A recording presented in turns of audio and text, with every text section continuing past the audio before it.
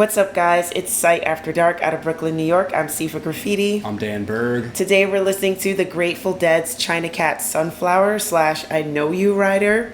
This was suggested by our patron, Marc Gordon. Shout out to you, Marc.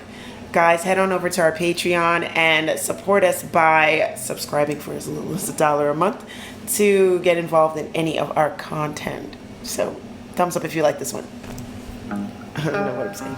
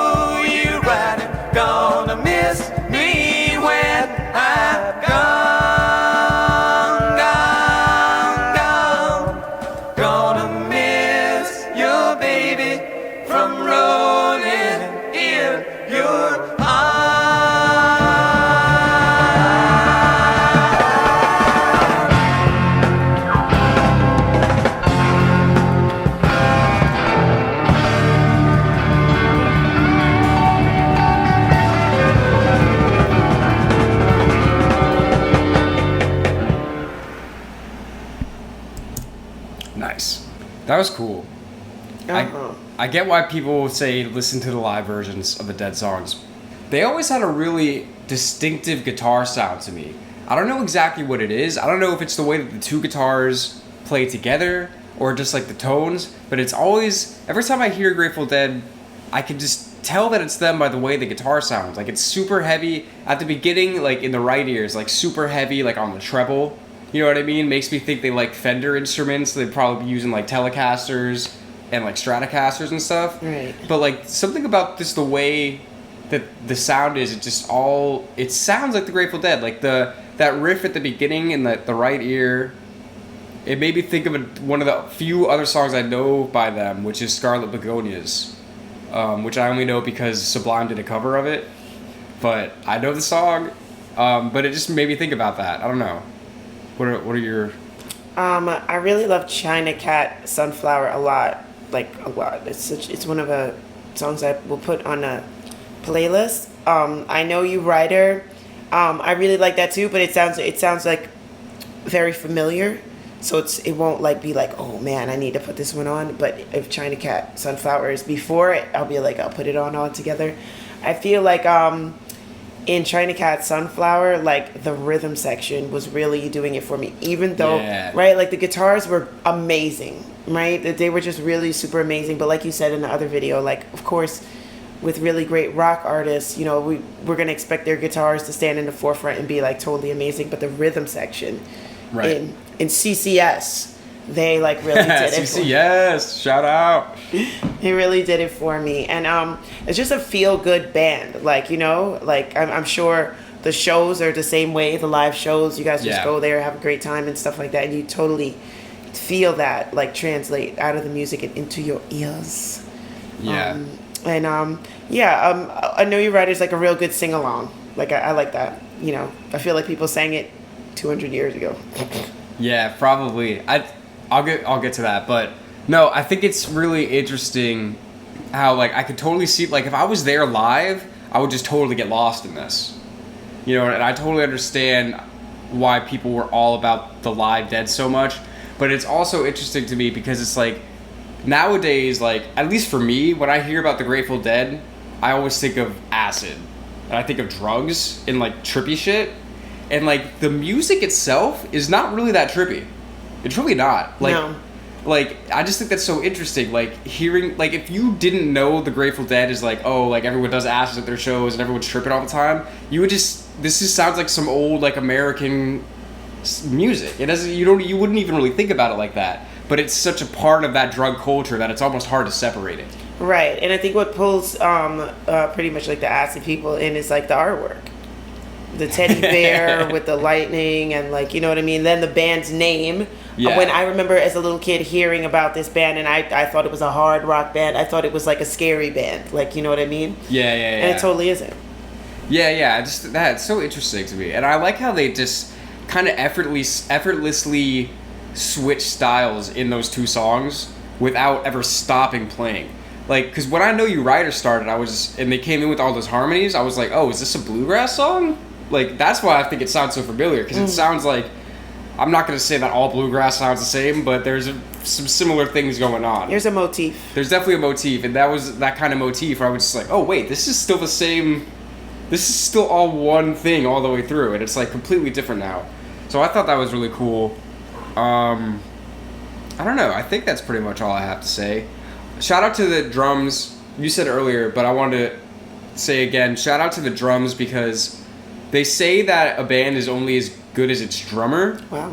And I feel like that's even more important for like jam bands because a lot of the time the drummer kind of controls the dynamics. Like the drummers get quieter and people's going to follow and be quieter. The drummer gets louder, people are going to get louder with the drummer. And I feel like that's just even more impressive in this kind of live, straight through 10-minute jam setting to hold it down like that. True.